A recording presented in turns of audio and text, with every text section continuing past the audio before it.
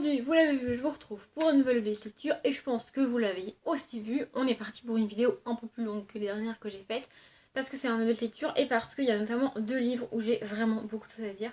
Donc ça risque de durer un petit moment, j'en suis désolée. Enfin, bon. Le premier, c'est Mrs. Dalloway de Virginia Woolf. Alors, je l'ai acheté parce que c'est Virginia Woolf, parce que féminisme, parce que émancipation de la femme surtout, parce que c'est l'une des, enfin, dans ma tête en tout cas, c'est l'une des premières autrices à avoir été reconnue et à avoir été, comment dire, mise à la même hauteur que les auteurs classiques qu'on a pu avoir. J'ai pas vérifié au niveau de son année de naissance et tout, mais en tout cas, ce livre-là en particulier est considéré comme un chef-d'œuvre en fait. Voilà, tout simplement, hein, rien de moins. Du coup, je l'ai acheté il y a un petit moment maintenant, et puis j'ai mis du temps à le lire parce que entre le moment où je l'ai acheté et enfin dans les semaines qui ont suivi mon achat, j'avais vu quelques avis de personnes qui disaient que c'était très contemplatif, que c'était très descriptif, que c'était pas franchement easy à lire. Du coup, j'avoue, je flippais un peu, et puis je me suis décidée à le lire. Donc, voilà, je savais plus trop. En fait, si vous voulez, à un moment donné où à un moment quand tu enchaînes les lectures pas top, voire les abandons, et que même quand tu essayes de lire une romance d'une suite de sagas que tu es censé adorer, que c'est la catastrophe, bah pourquoi ne pas lire un livre que de toute manière ça peut être la catastrophe, hein. Voilà, je veux dire, j'en étais rendue à un point où peu importe ce que je lisais, ça n'allait pas. Celui-ci n'a pas échappé à la règle, ça ne l'a pas fait. D'après le résumé, on est censé être à Londres en 1900, dans les années début du 20e. Et on va suivre une femme qui se balade dans Londres pendant toute une journée. Et donc elle va rencontrer des gens, nous raconter ce qui se passe, ce qu'elle voit autour d'elle. Et en même temps revenir sur certains souvenirs, certains événements de sa vie. C'est comme ça que le livre est résumé, ce qui en soi a l'air sympathique. Sauf que dans les faits et dans la manière dont c'est écrit, moi j'avais plus l'impression de lire un journal intime, qui par définition est intime et n'est pas pour objectif d'être lu et publié. Donc j'avais l'impression, un petit peu comme avec le Stefan Zweig, comment il s'appelle, il est là, 4 dans la vie d'une femme, c'est ça. J'avais l'impression que je m'immisçais vraiment dans la vie de cette femme, que j'avais pas à être là, que j'avais pas à lire ça. J'ai l'impression d'être une voyeuse en fait. C'est horrible quand tu lis et que tu as cette impression-là. Et puis surtout, au bout d'un moment, je comprends plus ce que je lis. C'est-à-dire qu'on nous parle notamment d'un couple et d'un enfant, d'un gars qui est pas là, qui est noir, qui comprend pas trop ce qui se passe. On nous parle d'un avion dans le ciel qui fait des loopings avec tout le monde qui s'arrête. On nous parle de la relève de la garde devant Buckingham apparemment. En plus ça fait référence à des reines et à des rois d'Angleterre que je connais pas forcément parce que je suis pas super à l'aise avec l'histoire des rois anglais, hein, j'avoue. Et du coup j'étais un peu perdue. Donc non seulement je comprends pas ce qui se passe, je suis un peu perdue, je vois pas l'intérêt de ce que je lis. Et le peu que je comprends et le peu que je capte, et j'ai l'impression que j'ai pas à lire ça, que c'est pas fait pour être publié. Alors j'ai conscience que c'est un livre qui a été publié, que l'autrice a publié son livre, qu'elle a tout fait pour le publier, qu'elle était d'accord, que blablabla de ça. Mais je sais pas, moi j'arrive pas, j'ai pas du tout, je vois pas l'intérêt. En fait, je vois pas l'intérêt du livre parce que pour moi ça n'a pas été écrit pour être lu. Alors ouais, je sais, c'est débile dit comme ça, mais je n'y arrive pas. Vraiment, je sais pas, voilà. En plus, j'ai pas lu. Alors, peut-être que comme ça, j'ai atteint la page 94, donc on a l'impression que wouh, j'ai beaucoup lu. Sauf qu'en fait, le livre commence à la page genre 60. C'est ça, 60. Parce qu'avant, on a une préface de comment il s'appelle le gars avec la préface, Bernard Bougière, et je ne lis pas les préfaces écrites par des auteurs par un autre auteur en fait, par quelqu'un d'autre. Je vois pas l'intérêt de ça en fait. Donc je ne lis pas. On a aussi pas mal de notes. Le problème c'est que les notes sont écrites à la fin. Donc c'est-à-dire que dès que tu as une note dans la page, il faut que tu ailles à la fin du livre, que tu lises la note, que tu reviennes. Bon, j'ai arrêté de le faire au bout du moment parce que franchement ça me gavait, hein, on va pas se le cacher. Et voilà, l'histoire m'a pas emballée, je n'arrive pas à adhérer. Je pense que je dirais autre chose de l'autrice parce que j'ai vraiment envie de la découvrir. Mais là, j'étais pas à l'aise en fait, j'avais l'impression d'être voyeuse, je le répète, hein, voilà. Et je peux pas lire un livre si j'ai l'impression de pas être légitime de lire ce livre en fait. Donc je l'ai arrêté. On passe à l'immense pavé, je crois que j'en avais parlé dans le précédent de lecture que j'étais en train de lire en parallèle de toute cette lecture et qui m'a duré un moment, à savoir Millennium de La fille qui rêvait d'un bidon d'essence et d'une allumette de Stieg Larsson. Donc il fait presque 800 pages. D'ailleurs je pense que ce format-là, c'est à peu près exactement la taille d'une brique, hein, voilà. Donc on est sur un beau bébé, hein, qui se lit pas super facilement. J'ai fait une vidéo consacrée au tome 1, je fais pas de vidéo consacrée à ce tome 2 pour plusieurs raisons. La première c'est que c'est un tome 2, donc je vais pas le résumer parce que je vois pas l'intérêt de résumer un tome 2. Surtout qui met du temps à démarrer, mais j'y reviendrai. La deuxième c'est que j'ai beaucoup moins aimé que le tome 1. Je dirais pas que en fait c'est pas une vraie déception, c'est juste que je suis un peu déçue de pas avoir autant aimé que ce que j'aurais aimé en fait. Ça veut rien dire mais je pense que vous avez compris. Et aussi parce que j'ai pas encore vu le film. Voilà, je voulais voir le film avant de faire la vidéo, puis j'ai pas vu le film, puis je me suis dit, pas grave. Donc ici, on retrouve Lisbeth. Ce tome-là va être principalement, comme le titre l'indique, centré sur Lisbeth, hein, voilà. Et donc on va en apprendre plus sur son enfance, sur sa vie, ce qui s'est passé, ce qui lui est arrivé, pourquoi elle est comme ça aujourd'hui, pourquoi elle était comme ça dans le tome 1, tout ça, tout ça, tout ça. On a des réponses à pas mal de questions et c'était cool. Par contre, j'ai dit dans la vidéo du tome 1, je vous la remettrai en barre d'infos et quelque part là-haut si j'y pense. J'ai dit du tome 1 que pour moi, le tome 1 j'ai adoré, c'était trop cool, mais les 50 premières pages et les 50 dernières pages sont pas utiles, sont assez longues, enfin sont pas franchement utiles, pardon. Et voilà, c'est un peu ennuyant de lire ces pages-là. C'est un peu du mal à démarrer. Ici, je dirais que le livre met bien 150 à 200 pages à démarrer. Ce qui effectivement est assez long, hein, on est d'accord. Mais je pense que c'est un tome 2, du coup tu es censé avoir lu le tome 1 avant. Si tu lis ce tome 2 là, c'est que tu connais l'univers de l'auteur, c'est que tu sais comment il écrit, c'est que tu connais les personnages et c'est que tu as envie de le lire surtout. Donc je pense que tu es préparé quand tu attaques ce tome 2 là à ce qu'il y ait des longueurs parce que tu as lu le tome 1. Et aussi moi ce qui m'a vraiment fait continuer, c'est que j'adore le personnage de Lisbeth. Je pense qu'en littérature c'est l'un de mes personnages préférés. Et c'est une des rares femmes que j'aime d'ailleurs en littérature, en tout cas à ce point. Et du coup c'est ça qui m'a fait continuer, c'est ça qui m'a fait avancer. Du coup je peux pas vous dire, comme je l'ai dit, je résume pas le livre et je vais pas vous dire de quoi ça parle et ça va être quoi l'enquête et qu'est-ce qui va se passer. Déjà parce que c'est un tome 2, mais aussi parce que comme on met 150 à 200 pages à démarrer le truc, ce serait un peu. Ça risque d'être encore plus lent pour vous. Du coup, mon conseil ce serait de ne pas lire le résumé, parce que du coup, pour résumer le livre, on est obligé de dépasser ces 200 pages et pour vous raconter ce qui se passe. Et du coup, c'est un peu gênant, enfin, ça risque de faire qu'on trouve encore plus longues ces premières pages. Mais bref, voilà, sinon j'ai vraiment beaucoup aimé. On a pas mal de révélations, comme je l'ai dit. Par contre, là, jusqu'à la dernière page, c'est utile, hein. C'est-à-dire que autant les 50 dernières pages du tome 1, on est là, mais c'est quoi tes livres, qu'est-ce que c'est, pourquoi tu me racontes tout ça. Autant là, jusqu'à la dernière page, on a des révélations, il se passe des trucs. Il y a qu'un petit truc, c'est horrible à dire, mais en fait, il y a une question en fait où moi j'imaginais un truc de dingue, un truc vraiment horrible. Et la réponse à ça, c'est pas un truc si horrible que ça. Et du coup, j'étais limite déçue parce que c'était pas horrible en fait. Alors, c'est horrible à dire, mais voilà. En gros, il lui arrive un truc pas si merdique que ça. Encore que. En fait, le truc, c'est que moi, je pensais qu'il lui était arrivé un truc à elle, qu'on lui avait fait quelque chose, notamment un homme. Sauf qu'en fait, c'est l'inverse. C'est elle qui a fait quelque chose de mal. Et du coup, voilà, j'étais un petit peu déçue à ce niveau-là. Mais sinon, c'est vraiment très cool. Il est sûr que je lirai le tome 3 et je suis dégoûtée que Stieg Larsson n'ait rien écrit d'autre parce qu'il est malheureusement décédé, hein. Je crois que je l'avais dit dans la vidéo du tome 1.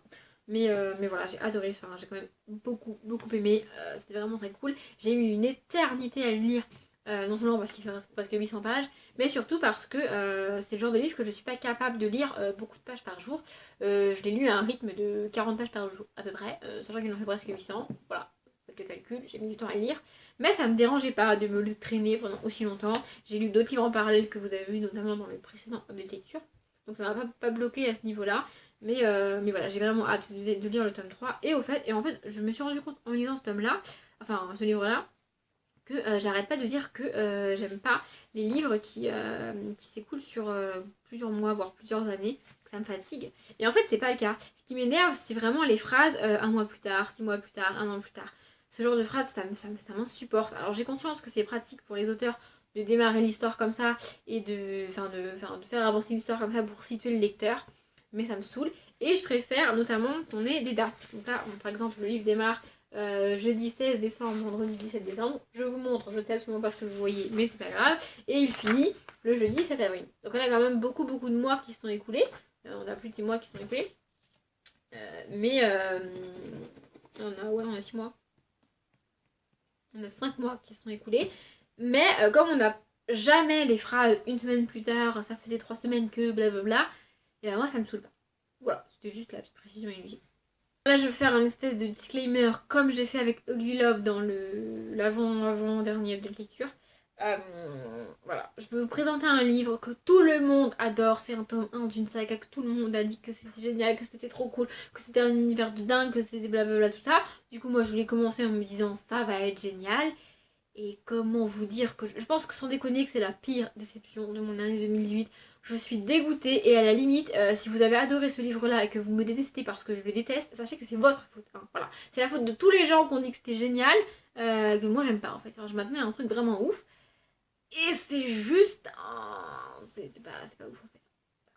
Je parle de La magie de Paris, le tome 1, Le cœur et le sabre, d'Olivier Gay. What the fuck. En fait, je vais dire la musique tout de suite parce que sinon je suis capable de l'oublier. Donc j'ai écouté Youth de Troye Sivan. Voilà, je vous le mettrai en barre d'infos si ça vous intéresse. Alors, je vais commencer par résumer le livre et puis après je dirai tout ce que j'ai à dire hein, parce que ça fait beaucoup de choses à dire. Je vais vous raconter ce qui se passe dans le chapitre 1, comme ça je vais rien spoiler. Parce que j'ai beau ne pas avoir aimé, je suis pas une connasse au point de tout vous spoiler. Hein.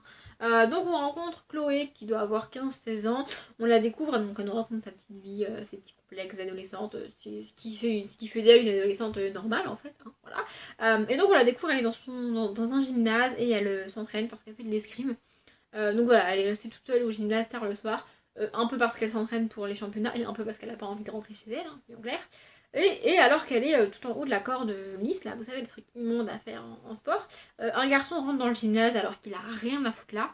Du coup, elle reste là-haut, et pour pas qu'il la voie, et elle attend qu'il se casse, sauf qu'il ne se casse pas, et la porte du gymnase explose. Voilà. Voilà ce qui se passe dans le chapitre 1. Et à partir de là, elle va découvrir un monde avec des pouvoirs, un truc fantastique, avec des gars et tout.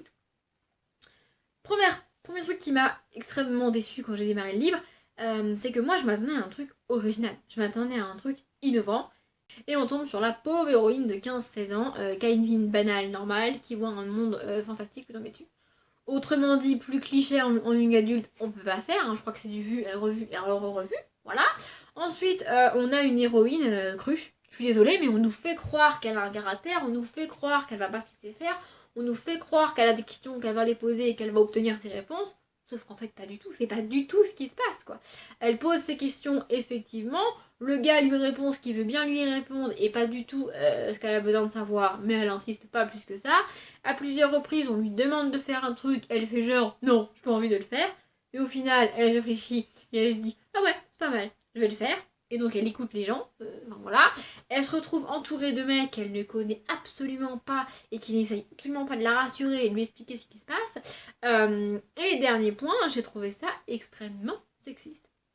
Alors là, je peux m'attirer plein d'ennemis, mais je m'en fous. En fait, voilà, je vais pas ne pas dire ce que je pense pour éviter que les gens me critiquent, hein, à un moment donné, voilà. Peut-être que la situation de départ est extrêmement sexiste pour ensuite permettre à Chloé de prouver que c'est pas parce qu'elle est une femme qu'elle est moins douée, moins forte, moins méritante qu'un mec et que justement elle va réussir à faire aussi bien qu'eux. Mais en attendant, on a un point de départ extrêmement sexiste, quoi. Enfin, je veux dire, à un moment donné, c'est pas possible. Voilà, on lui fait bien comprendre qu'elle a rien à foutre là, alors qu'elle a rien demandé, hein, soyons clairs. On lui fait bien comprendre qu'elle est une femme, que c'est pas sa place, qu'elle est moins forte, qu'elle prend la place d'un mec, que franchement, elle a rien à foutre là. Mais c'est vraiment bien montré et ça m'a vraiment dérangé. Donc à ce stade-là du livre, si vous voulez, j'étais déjà en mode il y a très peu de chances que j'aille au bout, hein, parce que là franchement ça me gave. Mais j'ai été jusqu'à la page 107 de mémoire, c'est ça. Donc voilà, à ce stade-là du livre, j'étais déjà en mode ça va pas le faire avec moi. Et ce qui m'a fait refermer définitivement le livre, mais c'est un truc, mais alors c'est peut-être insignifiant, mais en fait ça a été le truc en plus qui fait que je pouvais plus. Hein, voilà. À un moment donné, je ne vous spoile pas promis, elle se retrouve sur le dos d'un mec qui la porte, parce que en tant que pauvre femme qu'elle est, elle est même pas capable de marcher. Et donc il la porte sur son dos, et en tant que pauvre femme adolescente pleine d'hormones qu'elle est, elle a beau ne pas apprécier ce mec, le trouver détestable et irritable et tout ce que vous voulez, tout ce qu'elle trouve à faire, c'est tâter ses muscles et se dire bah puisque je suis là, je vais en profiter, c'est sympa, c'est mignon, il est musclé. Voilà, donc ça a été le truc, moi je peux pas, enfin, je veux dire à un moment donné, ça me fatigue, voilà, ça me fatigue, je supporte pas, je suis extrêmement dégoûtée, et en plus, la magie de Paris, moi je m'attendais à ce que Paris ait de l'importance, à ce que l'univers soit développé autour de Paris, et en fait non, ça pourrait se passer à Londres, Dunkerque, ce que vous voulez, c'est pareil, ça ne changerait strictement rien, voilà, donc je suis extrêmement dégoûtée, clairement je ne lirai pas la suite, hein, voilà, si jamais vous posiez la question, voilà. J'en viens à me demander si je lirai autre chose de l'auteur parce que franchement je suis vraiment dégoûtée. J'ai envie de lire autre chose de lui parce que j'aime pas rester sur un échec avec un auteur. Mais là, voilà, je pense que j'irai plus vers la jeunesse parce que là, c'est pas possible en fait. Voilà, je suis très très déçue. Très très très très déçue. Encore une fois, si vous aimez ce livre, ne me hurlez pas dessus dans les commentaires. Et enfin, j'ai lu Le Secret du Vampire, le tome 1 de Nightworld de L.J. Smith, parce qu'en fait, entre La Cité des Ténèbres et La Magie de Paris, je me suis un peu dit, peut-être que le Young Adult Fantastique, c'est plus pour moi. Du coup, je me suis dit, on va essayer un autre, avec une autre autrice, un autre univers, un autre truc, pour voir si ça le fait ou pas. Et avec celui-ci, c'est passé. Alors, c'est pas le livre du siècle, hein, c'est sûrement pas la saga du siècle, il n'y a rien d'extrêmement original non plus. Mais je sais pas, la manière dont les personnages sont traités, sont présentés, dont le personnage féminin agit, m'a beaucoup moins dérangé. Et ça l'a fait avec moi, voilà. Hein. Donc on y rencontre Poppy, qui a 15-16 ans, pareil. On est au début de l'été, donc elle est contente, c'est les vacances, tout ça. Sauf que elle a mal au ventre, ça va vraiment pas. La manière dont les douleurs sont décrites, moi personnellement en tant que fille, ça m'a rappelé les douleurs des règles en fait.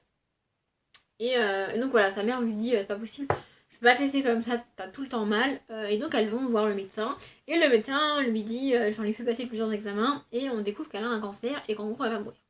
Voilà. Et donc dans le même temps on suit James, son meilleur ami. Le secret du vampire, je rappelle, hein, qui appartient au Night World et qui a donc la possibilité de sauver sa meilleure amie. Sauf que c'est contraire aux règles de son monde, donc il est un peu dans la merde, il sait pas quoi faire. Voilà, je vais en dire plus sur des résumés parce que ça se lit assez vite, ça fait 280 pages. Voilà, ça se lit méga rapidement. Alors certes, on n'est pas sur un univers de ouf, on n'est pas sur un truc extrêmement original, on n'est pas sur des personnages complètement ouf non plus. Mais de un, le fait que l'univers fantastique vienne du meilleur ami de la jeune fille, ça donne une relation beaucoup plus facile. Il répond à ses questions, il l'aide et il la laisse pas complètement perdue au milieu de ce monde en lui disant c'est comme ça, c'est pas autrement, je réponds pas à tes questions, ta gueule, hein, ce qui est le cas dans les autres livres. Hein, voilà. Et je sais pas, c'est fait de manière douce, de manière. Alors certes, pas originale, mais je sais pas, j'ai adhéré à cet univers-là, j'ai bien aimé. Voilà, c'est pas ouf, mais j'ai bien aimé. Je pense que typiquement avec ces deux livres-là, on a deux livres très très proches, deux univers très très proches, mais avec d'un côté un livre dont j'attendais un truc de ouf, et de l'autre un livre dont j'attendais quasiment rien. Donc du coup j'ai bien aimé, et là j'ai été déçue. Voilà, c'est la faute du Booktube. Du coup voilà, c'est pas un truc de ouf.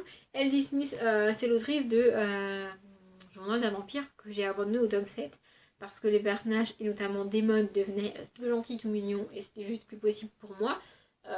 Et du coup voilà, je pense que je continuerai cette saga là. Peut-être que je finirai par m'en lasser comme je me suis lassée de Journal d'un vampire, mais pour l'instant c'est pas le cas. Ça se lit bien, c'est sympa. J'ai écouté Hooked ou Hooked, je ne sais pas, de Why Don't We. Pareil, je vous mettrai la musique en barre d'infos si jamais vous êtes curieux et que vous voulez aller écouter. Mais voilà, j'aime bien, c'est sympa, ça se lit bien. En plus, on est, je l'ai pas dit, mais Poppy a un frère jumeau et on a assez rarement des jumeaux dans les univers comme ça. Voilà, j'aime vraiment beaucoup. C'est pas ouf, mais c'est sympa et je continuerai la saga. Bon, sans surprise, la vidéo dure une éternité. Je suis désolée, mais en même temps, je vous avais prévenu. Bref, j'arrête de blablater et je m'arrête là. J'espère que ça vous a plu. Comme d'habitude, je vous souhaite une bonne journée, un bon après-midi, un bon appétit ou une bonne nuit. Et je vous dis à bientôt.